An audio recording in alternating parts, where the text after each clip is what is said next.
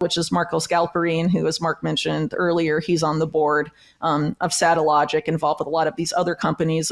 Mercado Libre itself is very much interfaced with Paxos, PayPal, and groups like that. And it's sort of like what happened earlier, what I mentioned earlier about those figures, sort of king making the corporate titans of Latin America. So this is like a modern iteration of that with like the same players. They're funding these startups and ensuring which companies get big and if they succeed, but Endeavor's not an Argentinian entity. It's an entity run by people like Edgar Bronfman and Reid Hoffman. And so there's an Endeavor Argentina branch, and pretty much all of these companies that we discuss in the piece that are based in Argentina are part of this Endeavor Argentina network. And Argentina is where I would argue, are going to test out a lot of these efforts. Most likely under Milei, because he's very amenable to these kinds of policies. And so one of these figures that comes up a lot in the piece, this Diego Gutierrez, he's one of the co-founders of RSK, of Rootstock. He gave this very revealing interview about a year ago, and he was talking about several things that I think are important to bring up in the context of this interview. One of them is that as Bitcoin becomes integrated into Wall Street, Bitcoin has to shed its ethos, as he called it. Essentially, it has to stop being a tool of dissent, a threat to both commercial and central banks, and essentially become their tool. That's what he says. So for Bitcoin to succeed, in his eyes, that has to happen. So that's very telling. And then he also says that there's going to be a concerted push to move away from money printed by the state, meaning central banks, and instead move to commodity-backed stablecoins, where the people that own the commodities will have all the power. I think that's very interesting, because obviously Milei, in his case, right, came to power framing himself as very libertarian, but his policies thus far have shown him to be very crony capitalist, in my opinion. We've talked about this before, and Mark brought up some stuff, to that point. But keep in mind, too, that, a lot of the people in his government are from JP Morgan, for example, or the Argentinian branch of major Wall Street banks.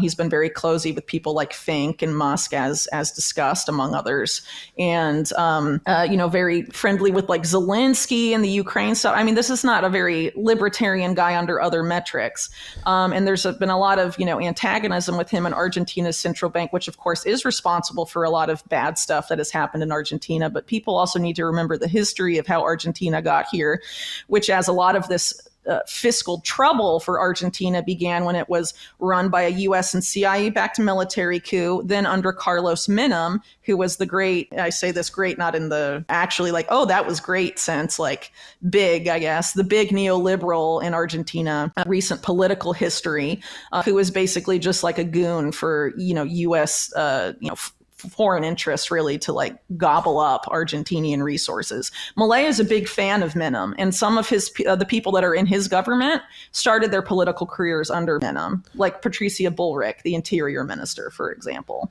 So, you could really frame Milei as a continuation of that stuff, because Mauricio Macri, a lot of people in Milei's government are from the Macri government, especially his economics team. There's a direct line to all of that. And so I am very concerned that, that would be celebrated as like a big, yes, River's the best place to buy Bitcoin. Go to river.com/TFTC, sign up today, set up an account, and start stacking sats.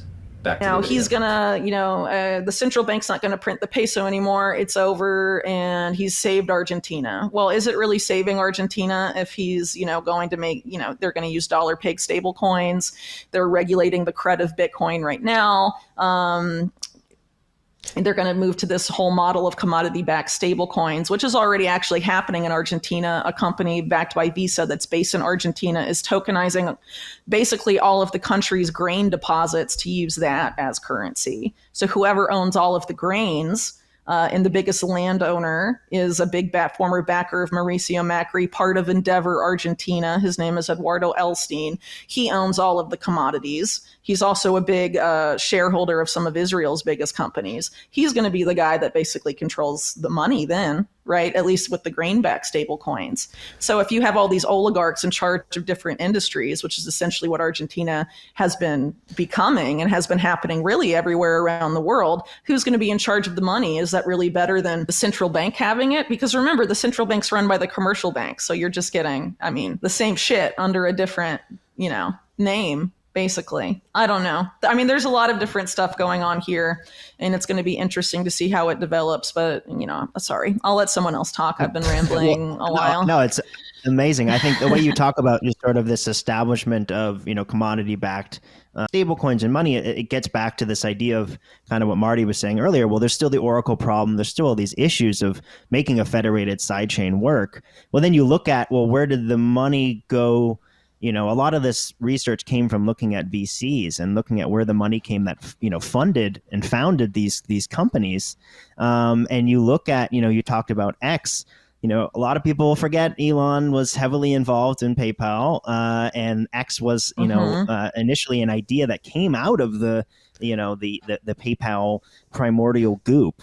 And we look at this PayPal mafia and how it's spread everywhere. And the first idea of Bitcoin sidechains was introduced in the sidechains paper in October 2014 by, all of these Blockstream employees led by Adam Back. The next month, weeks later, the seed round for Blockstream is led by Reid Hoffman. And what the sidechain concept, did basically was allow Bitcoin to uphold other ledger assets and give the ability to, transfer these assets between multiple blockchains and give new functions to assets that they already own. And, you look at, okay, well then who was the money behind PayPal? And you look into it and you see who is the seed founder of PayPal, and you get this guy, Bill Elkis. Bill Elkis was a former trustee of the Jeffrey Epstein Foundation.